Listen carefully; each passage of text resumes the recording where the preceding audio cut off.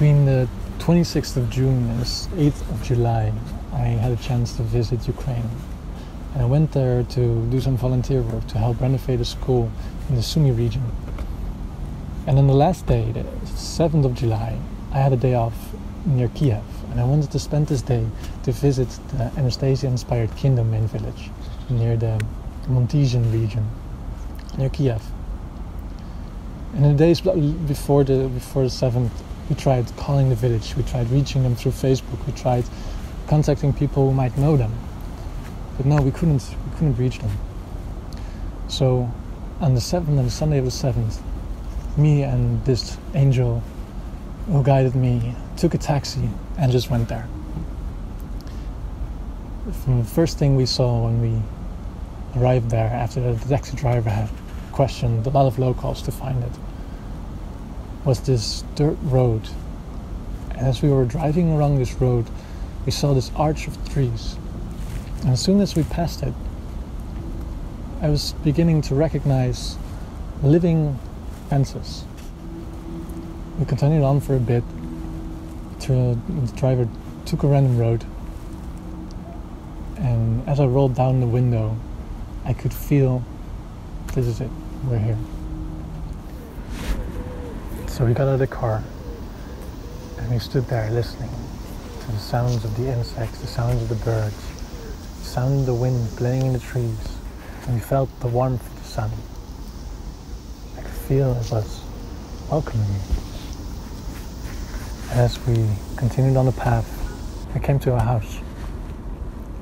And as I looked on this house, something inside me said, this is it, this is where I have to be. But not yet. And I said this to Maria, and we continued on the road.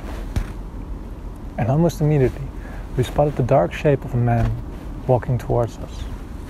Our welcome committee, I said to Maria. But something inside me was nervous too. This man, whose name is Yuri, he found us. But it's really weird that he found us, because he turned out to be the only man in a 3-mile radius, because it turned out that today, especially today, was a holiday, and all of the families who lived in this kingdom main village had gone to Kiev.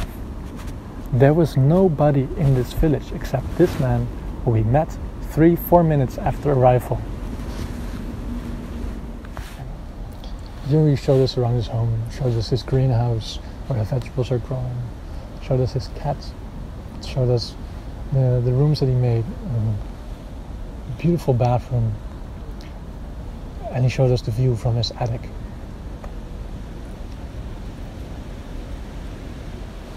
I really enjoyed this view.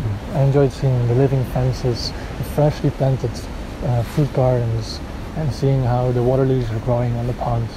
I love seeing the architecture that the people here used to build their homes. I was really impressed with the home Yuri built for himself. He built it with his own hands.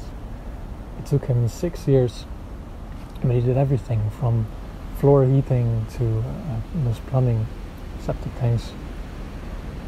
He even built himself a banja sauna. So Yuri invited us in, treated us to lunch. He showed us the great hospitality of the Ukrainian people. He gave me a taste of real Ukrainian honey produced right there in the kingdom main village. And I thought this was so delicious, I had to bring some of it with me. One of the things I really liked in Sumy were the mulberries. I've never encountered mulberries in the Netherlands before. I've never had a chance to taste. In Ukraine they're called shokovice, and they're delicious. They will stain your fingers and your tongue, so children who eat them are immediately caught. And I wanted to bring some of these seeds, and I was very lucky and happy to find that Yuri had a special variety of mulberry seeds growing right there on his domain. And he brought some, and I managed to harvest some seeds, which I'm gonna plant now. So in spring, I hope to have my very own Ukrainian wild mulberry trees. So Yuri showed us around his house, and then after a few hours Yuri showed us around the entire village. Next to the village was a cedar forest planted there 50 years ago by the old people from the village.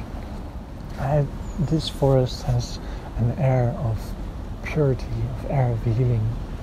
When you go there, you can feel the strength from these trees growing. And this too inspired me to bring more of these cedars to the Netherlands. And at the end of the day, Yuri wanted to drive his sons back to Kiev, and he gave us a ride. And we were perfectly on time for our next appointment. So we started this adventure just getting into a cab, going somewhere we didn't know, and we ended up being dropped off. Perfect time. So the things I took from this trip were some mulberries, seeds, some honey, some cedar nut cones, and a lot of love coming from the Ukrainian people. I've really been inspired by their hospitality and their kindness and their generosity. So I really like Ukraine. I really like the energy of the place. I like the people.